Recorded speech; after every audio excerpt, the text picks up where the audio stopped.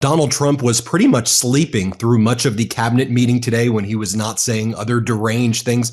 Release those MRI results right now. I mean, some of the deranged things that Trump was saying at the cabinet meeting is that he got an A on a cognitive exam, and people were like laughing in the room. There's nothing funny about what he's saying. I mean, he looks utterly deranged. And we saw that he released a doctor's note, which he claimed were MRI results. And when you actually look at what this doctor note says, first off, it's not an MRI result. It talks about Trump received a comprehensive executive physical. Advanced imaging was performed because men in his age group benefit from a thorough evaluation of cardiovascular and abdominal health. The purpose of this imaging is preventative, to identify issues early, confirm overall health, and ensure he maintains long-term vitality and function. Any serious doctor will tell you that what was written right there is not a real thing. I mean, you don't get preventative cardiovascular and abdominal MRIs. It's also a strange place of the body if you were just to make up and conceive of a MRI for preventative issues, which you shouldn't.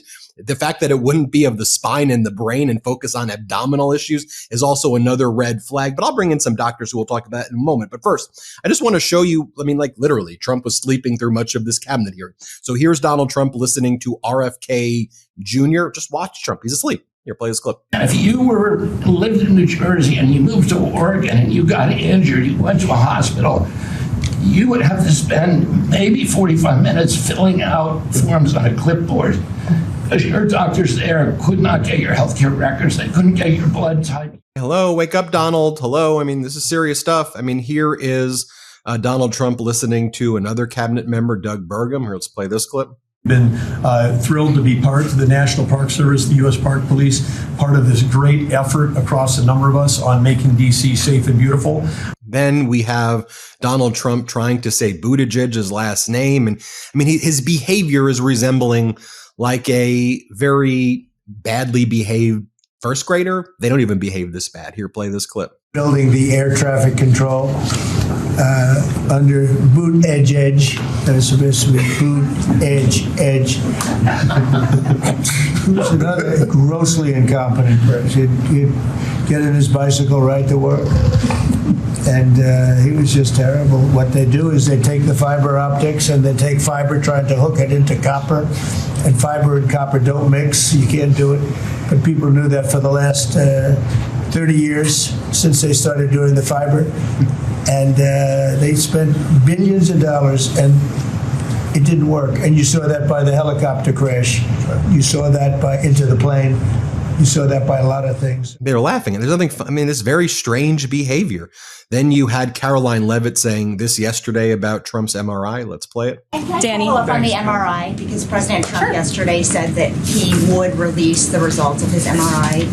Is that happening right now? It is happening right now.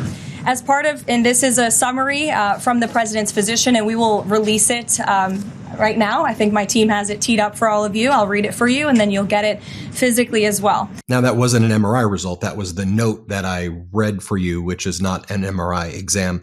Donald Trump said the following about a physical, that he got all A's on everything. Here, play this clip.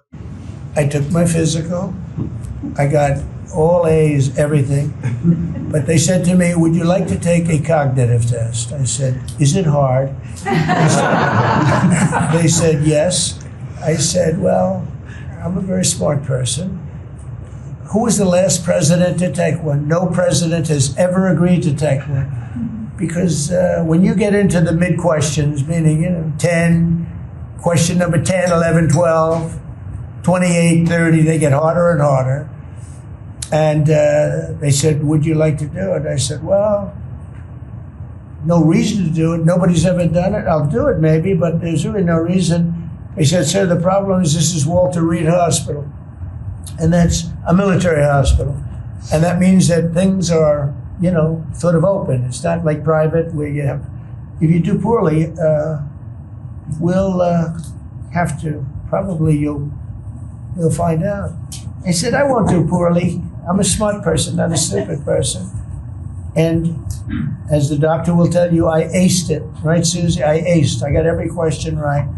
And these are tough questions. These are questions that I would say 99% of the people that I'm talking to right now, meaning the people from the fake news, would not do well in those exams.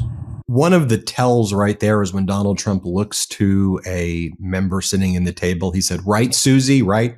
She's not a physician. I mean, Susie Wiles is who he's referring to as his chief of staff. And, as the people in that room are like laughing and coddling what we're seeing as clear cognitive deterioration, it just kind of makes the scene extra distressing. I want to bring in Dr. Vin Gupta, who leads Midas Health. And Dr. Gupta, you've been leading the national conversation on this. And of course, you've been leading the national conversation on public health policy, but you've been just calling out that this behavior is not normal, and that the explanations that are being given about the MRIs are not normal. Let's just focus. Let's start first on the MRI and the doctor's note.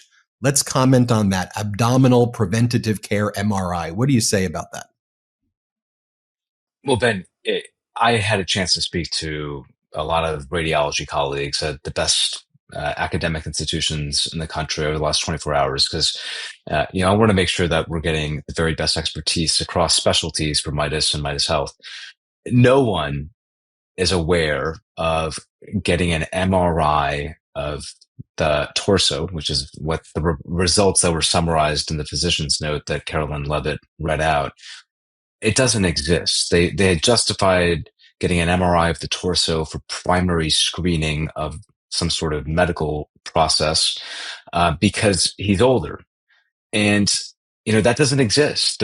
I'm not aware, my colleagues across the spectrum in radiology are not aware of that type of screening process. You just don't do it. And I think the fact that they reported only the cardiovascular and abdominal findings is odd. Why? Did he get a full body MRI because that's in vogue amongst a certain subsegment of society, and they just reported the cardiac and the abdominal findings?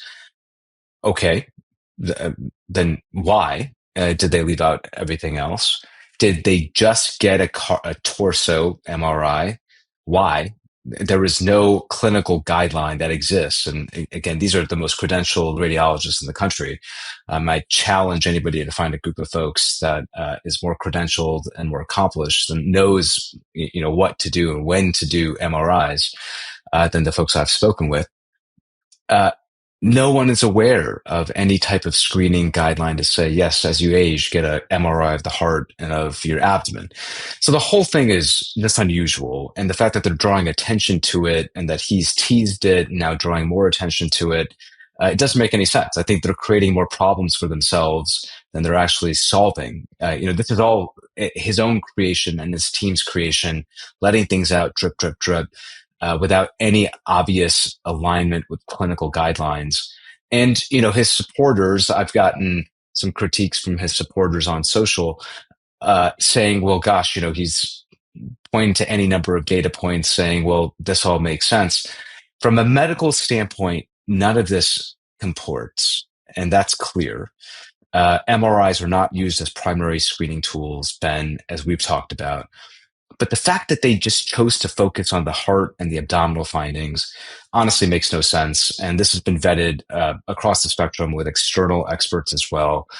So again, they're creating more problems for themselves, if you ask me, and creating more questions to be answered than they're actually solving. Now, talk about his behavior. And one of the things that you and I have been very mindful of is to not speculate, but to simply report the observational, objective things that we're seeing. So last night, Donald Trump, around midnight or so, posted anywhere, if you count the reposts, anywhere from 150 to like 400 posts over and over and over again with some of the most deranged conspiracies that Michelle Obama was actually running the Biden White House and she was the one pardoning people, stuff like that. Then today, he starts the day late, as we've seen before, and has this cabinet meeting kind of early afternoon. And then the one public appearance that he's really made in the day, the first one, right? We saw him falling asleep over and over again, throughout it. And then when he did speak, We showed you it's Pete, Buttigieg.